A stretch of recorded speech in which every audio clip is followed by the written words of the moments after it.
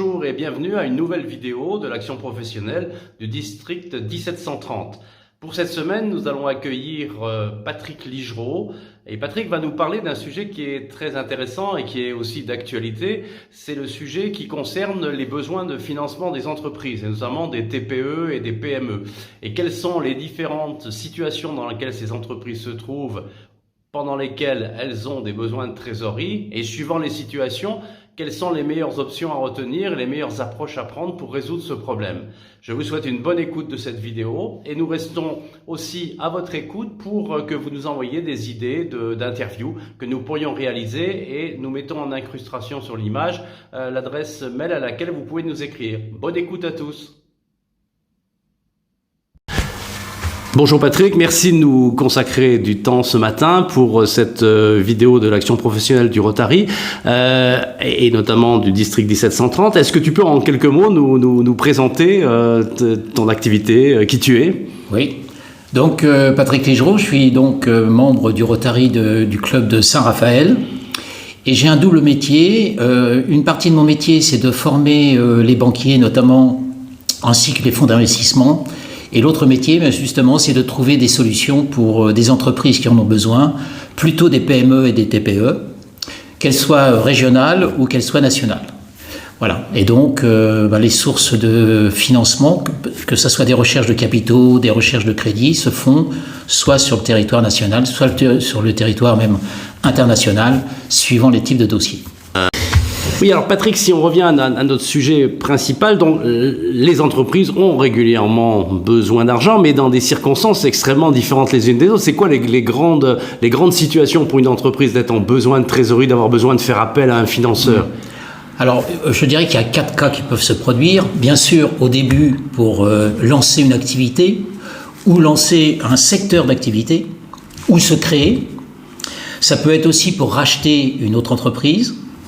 Deuxième point qui est un point important, puisque c'est souvent une sensibilité dans les entreprises, c'est au moment où l'entreprise se développe, où elle a des besoins en fonds de roulement, ce qu'on appelle un BFR.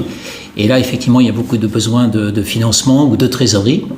Le troisième, c'est dans une phase d'investissement, que ce soit un investissement, je dirais, matériel ou immatériel. Et puis une phase aussi où, malheureusement, il peut y avoir des difficultés. Des difficultés, soit, je dirais, temporaires, soit des difficultés beaucoup plus importantes. Et dans tous ces repères, il y a des possibilités. Alors on ne trouve pas toujours des solutions, mais en tout cas, on sait où chercher, et ça c'est déjà un point important dans les 4 activités. Alors si on essaie d'y aller donc séquentiellement, donc si on prend la situation en fait que beaucoup d'entreprises ont connue récemment, donc on vient de vivre une crise particulière, donc on est en crise, on a des difficultés, ce qu'on a connu avec le Covid, donc c'est quoi la démarche, c'est quoi les solutions? La démarche, c'est déjà de bien comprendre d'où viennent les difficultés. Est-ce qu'elles sont temporaires ou elles sont récurrentes? Ça, c'est un premier point. Si elles sont temporaires, soit que c'est une situation exogène, et à ce moment-là, effectivement, on peut faire appel à des financements, et c'est ce qui s'est passé avec le Covid, puisque le Covid, ou la Covid, je ne sais même plus le sexe. Il faut dire la Covid normalement. La Covid, voilà. Donc là, l'État est intervenu très rapidement, soit avec des prêts bancaires, avec la garantie de l'État, soit des avances, soit effectivement des reports de charges. Voilà. Donc ça, je dirais, c'est des phénomènes exogènes. En revanche, si les besoins sont des phénomènes endogènes et notamment face à une difficulté, il faut savoir donc si cette difficulté provient de l'entreprise, du secteur d'entreprise ou du chef d'entreprise. Parce qu'en fin de compte, effectivement, est-ce que je suis un bon gestionnaire? Est-ce que mon entreprise est bien gérée? Et est-ce que je suis dans un secteur d'activité qui, par exemple, va connaître ou connaît des difficultés? Je vais prendre un exemple que tout le monde entend actuellement, c'est l'automobile.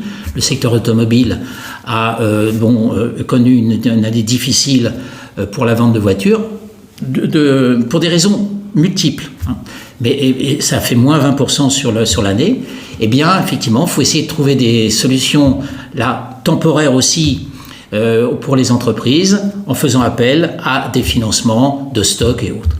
Donc on voit bien qu'il y a des phénomènes exogènes et des phénomènes endogènes qui entraînent des difficultés Alors, ça peut être des difficultés temporaires ou des difficultés beaucoup plus importantes. Structurelles. Et puis, des difficultés aussi qui peuvent amener soit une situation de cessation de paiement, soit des difficultés beaucoup plus graves.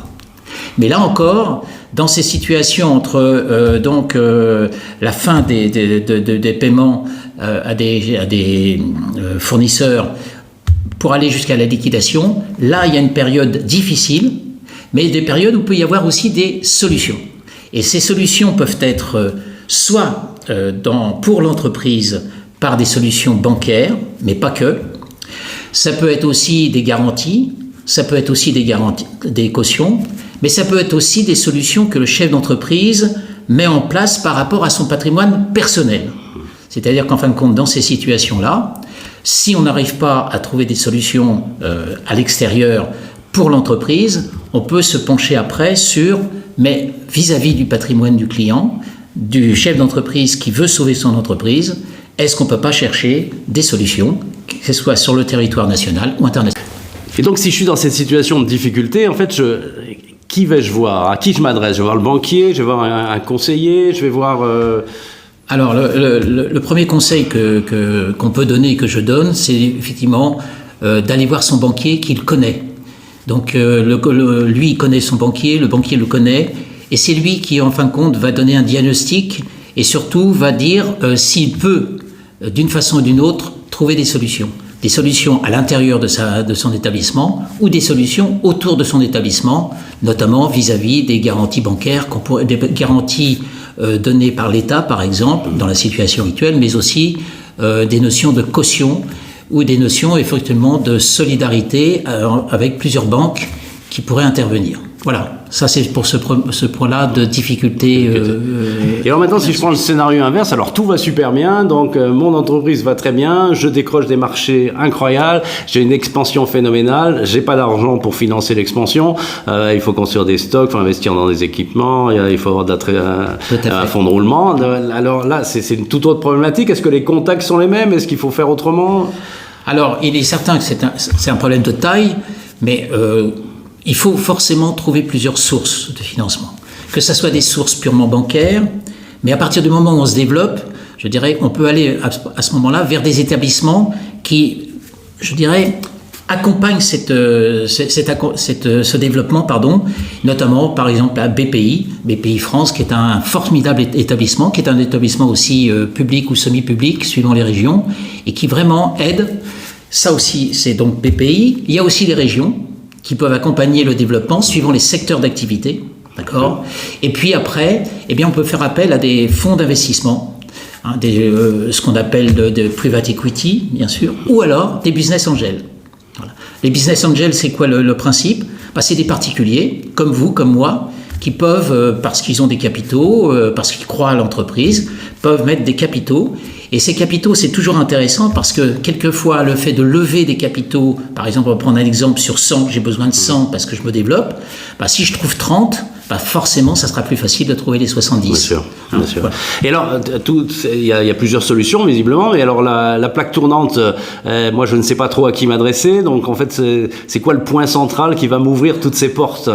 Alors, c'est là encore, comme dans beaucoup de cas en France, si vous voulez, c'est que les points sont tellement multiples qu'on ne sait pas où s'adresser. Donc, c'est vrai qu'on a tendance toujours à aller vers son banquier. Il y a des gens extérieurs, par exemple, moi, je me désigne comme un facilitateur. Mon rôle, c'est justement de dire par rapport à une problématique, voilà, vous pourriez aller là, vous pourriez aller là, vous pourriez aller là. Voilà. Et à partir de là, de rassembler tous ces contacts, si vous voulez, pour arriver à un cheminement qui permette de se développer, comme vous le disiez, soit avec des besoins en fonds de roulement, le financement du besoin de roulement, soit des apports de capitaux qui peuvent être donc le fait de private equity, de banques, car aujourd'hui il y a des banques qui mettent des capitaux, d'ailleurs souvent il y a des filiales dans les banques qui apportent une partie des capitaux et une partie de financement, ou alors ça peut être effectivement, maintenant le cross-funding, le cross-lending, si vous voulez, alors crowdfunding, ça dépend comment on le prononce, c'est plutôt orienté vers des dons, vers des avances, des choses comme ça. Le crowdlending, c'est plutôt des financements classiques, mais avec des établissements complètement extérieurs qui n'ont rien à voir avec les banques. D'accord. D'accord. Et peut-être alors un autre scénario, c'est le scénario où je veux grandir, acquérir une entreprise, ou un autre scénario où je veux céder mon entreprise ou la passer à mes descendants. Donc c'est pareil, ce sont aussi les mêmes canaux de financement, parce que dans ces situations-là, on a aussi besoin d'argent. Oui, alors dans le fait d'acquérir une entreprise, là aussi bien sûr on peut s'adresser toujours au secteur bancaire, toujours à BPI France par exemple, c'est un exemple, hein, Ouais. il peut y en avoir d'autres bien sûr.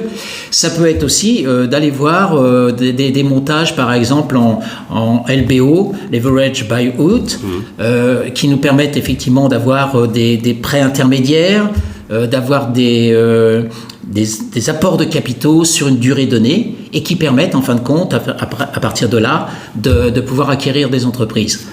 Idem pour les transmissions d'entreprises, puisqu'à un moment donné, on peut transmettre les entreprises, que ce soit à sa famille ou à des gens d'extérieur. Et bien là, peut y avoir effectivement des deals avec les acheteurs, puisque les acheteurs eux-mêmes doivent avoir des capitaux.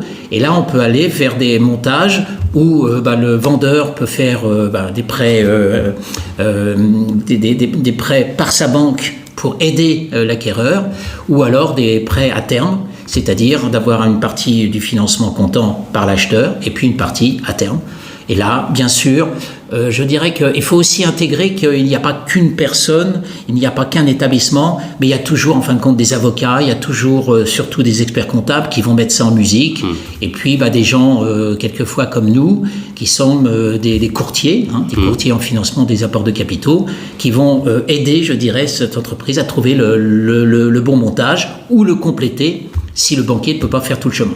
Et ce que je retiens un peu de cet échange, c'est que dans les différents types de situations, il y a très souvent des solutions, ou presque toujours des solutions, mais qu'il n'y a pas de solution simple, ce sont toujours des solutions multiples, et que donc, quelque part, le chef d'entreprise, surtout d'une petite entreprise, il doit se faire accompagner par différents métiers. En fait, ce que tu citais, ça peut être un expert comptable, ça peut être un avocat, ça peut être un facilitateur, ça peut être un banquier, mais il faut avoir un professionnel du financement, quelque part, avec soi pour aider à se retrouver un peu dans le maquis des opportunités, mais il y a des opportunités, c'est le point positif. Il y a forcément des opportunités et je dirais qu'il faut aller le plus loin possible pour trouver des solutions. D'accord ? Et ces solutions, si on ne les trouve pas nationalement, on peut les trouver aussi internationalement. Notamment quand il n'y a pas de solution sur l'entreprise elle-même, mais que l'entreprise fondamentalement est viable. Et c'est pour ça qu'un expert comptable est nécessaire, c'est pour ça que les remarques des banquiers sont importantes, c'est de dire, à ce moment-là, on peut aller voir vers le chef d'entreprise qui, lui, peut apporter ses capitaux.